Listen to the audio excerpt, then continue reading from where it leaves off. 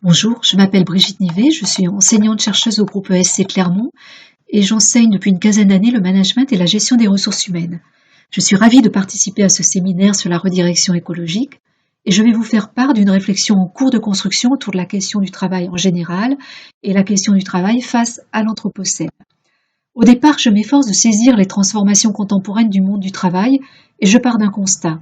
Dans les écoles de management, on forme des futurs managers, mais le travail ne fait pas partie des enseignements qu'ils reçoivent.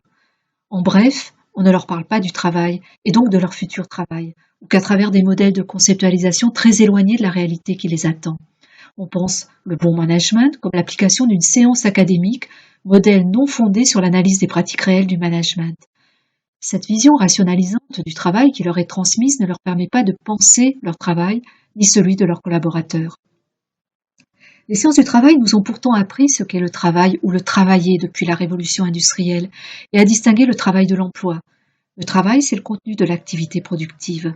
Un espace-temps contraint, des tâches et des modes opératoires plus ou moins prescrits dans le cadre d'un rapport social spécifique.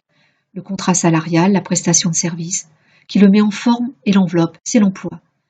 L'encadrement du travail par un contrat est né au cours du XIXe siècle et a donné naissance à la catégorie juridique dominante, le salariat, construit sur la reconnaissance de la subordination du salarié à l'employeur.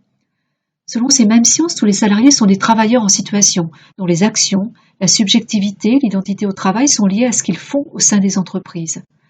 Elles nous ont également appris que les personnes au travail ne limitent pas leur activité à ce qui leur est prescrit, et aussi que l'activité ne se réduit pas non plus au comportement objectivement observable. Elle inclut de l'inobservable, activité cognitive, affective, émotionnelle, et tout ce que le travailleur voudrait faire, mais ne peut pas, l'activité empêchée. Les managers, en tant que travailleurs, ne font pas exception. Mais quel travail réalisent-ils? Que font-ils concrètement? Les activités des managers se diluent désormais dans des activités de contrôle et de reporting. Le travail est de plus en plus réduit à son expression abstraite, ratio, tableau de bord, process. Les managers s'installent dans un rapport social sans relation, une relation à distance. Le modèle dominant de l'emploi salarié s'est développé dans le contexte de la grande entreprise industrielle à travers un échange entre subir un travail en miettes en contrepartie d'une sécurité. Au cours des 30 Glorieuses, cet accord fut renforcé dans le cadre du compromis social qui a acté que patronat et État assuraient le plein emploi en contrepartie de la paix sociale.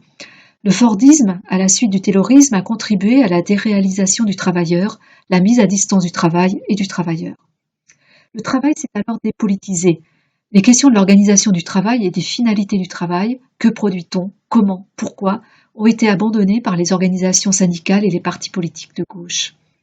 Les managers eux-mêmes, salariés, ont accepté les règles du jeu et se sont mis au service des directions dans un esprit de loyauté et de gardien de l'ordre social. Cela a généré de fortes turbulences dans le monde du travail, qui depuis les années 90 fait apparaître un écart grandissant entre les aspirations des salariés et la réalité à laquelle ils sont confrontés. Le trop-plein pour les actifs qui risquent la combustion et le manque de travail qui mine l'estime de soi de ceux qui sont privés d'emploi. Il faut aussi ajouter ceux qui travaillent dans des entreprises qui les responsabilisent et ceux qui ont peur d'être remplacés par des robots. Alors nous allons aborder les métamorphoses contemporaines. Elles sont 4. La première, l'affaiblissement de l'action publique face à la mondialisation de l'économie. De nouveaux paradigmes productifs sont apparus à travers la fragmentation des chaînes de valeur. Dans ce cadre-là, les actionnaires sont peu soucieux des frontières au sein desquelles l'État social a été institué. Au nom de l'innovation, ces entreprises se sont organisées en réseau à l'échelle transnationale en contournant le droit et les mécanismes de solidarité. Il est prouvé que le taux de retour sur l'investissement en travail décline en regard de celui de l'investissement en capital. Les salaires stagnent et sont directement en concurrence avec les attentes de rentabilité financière élevées. Les dispositifs traditionnels du salariat sont incapables de faire face.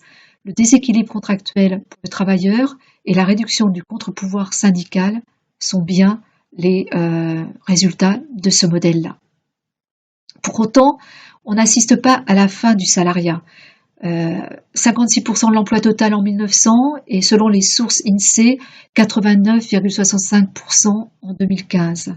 Parallèlement, depuis 1990, la proportion des non-salariés n'a pas évolué de manière significative.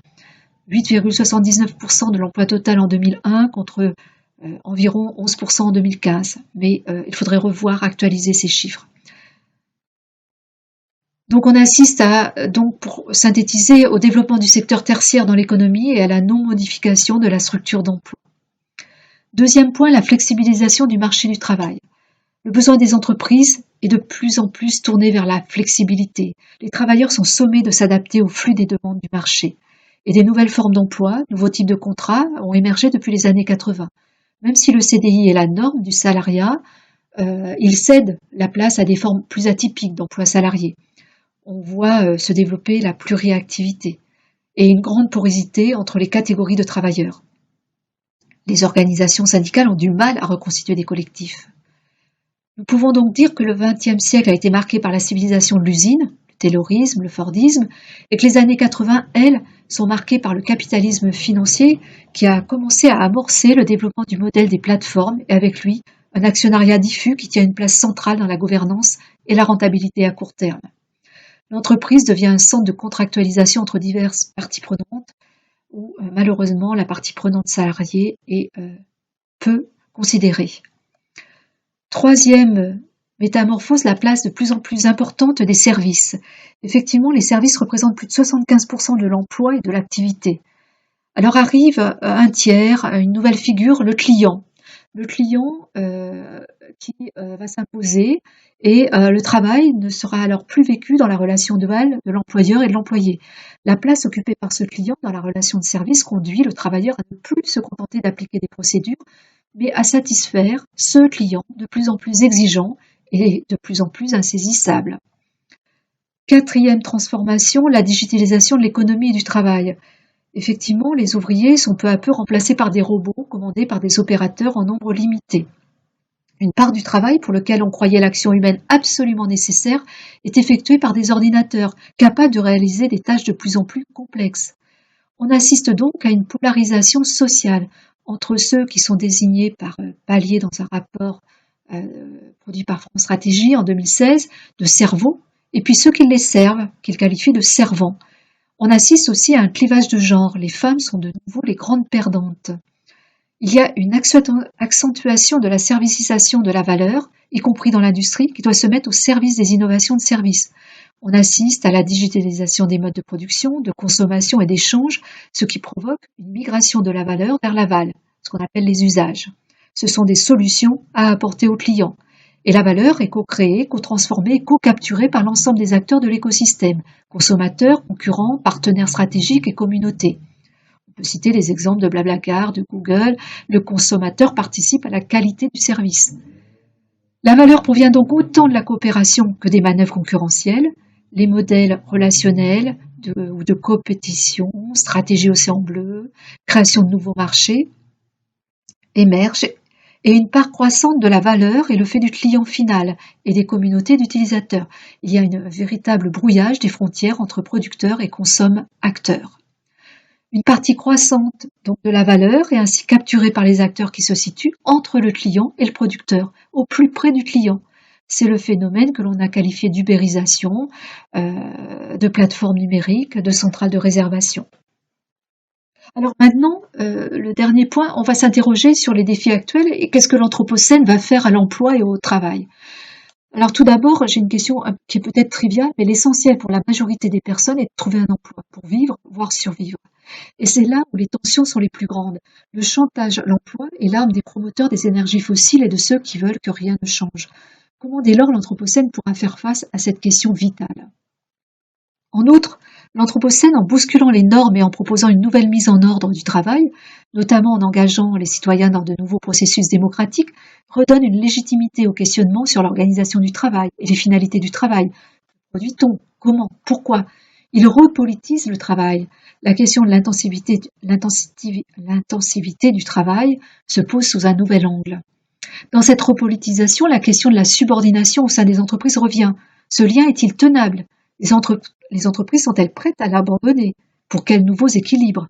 Quelle nouvelle régulation sociale? Quelle nouvelle protection sociale? Quels métiers, quelles activités auront de la valeur? Autrement dit, quelle nouvelle hiérarchisation entre les activités et les métiers? On l'a vu lors de la pandémie, cette mise en lumière des métiers du soin, des commerces de proximité, de l'agriculture, de la livraison, du nettoyage, ces métiers qui étaient invisibles, peu qualifiés, a bouleversé Alors, est-ce que c'est durablement l'ordre imposé par le néolibéralisme autour des métiers de la finance, des concepteurs de normes, de tous ces jobs à la con? Je cite Graeber.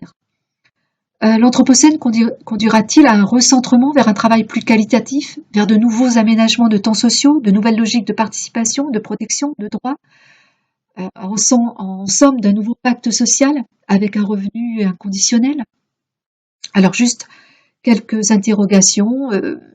Le cadre juridique, il faut l'interroger. Celui qui est en vigueur ne pourra pas permettre de répondre.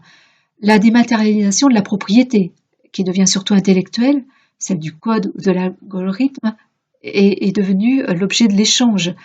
La relocalisation du travail est-elle envisageable? Le travail digitalisé, le travail délocalisé, le télétravail isole le travailleur, supprime la dimension collective du travail, produit aussi une consommation très forte d'énergie électrique, et tous les circuits de sous-traitance reposent sur des communautés digitales de travailleurs à une échelle globale.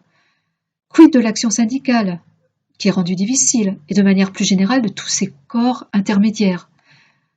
Le recours systématisé à des applications informatiques rend difficile le contrôle des normes du travail. Il y a une très grande porosité des frontières entre la vie professionnelle et la vie privée. On peut citer Mechanical Turk.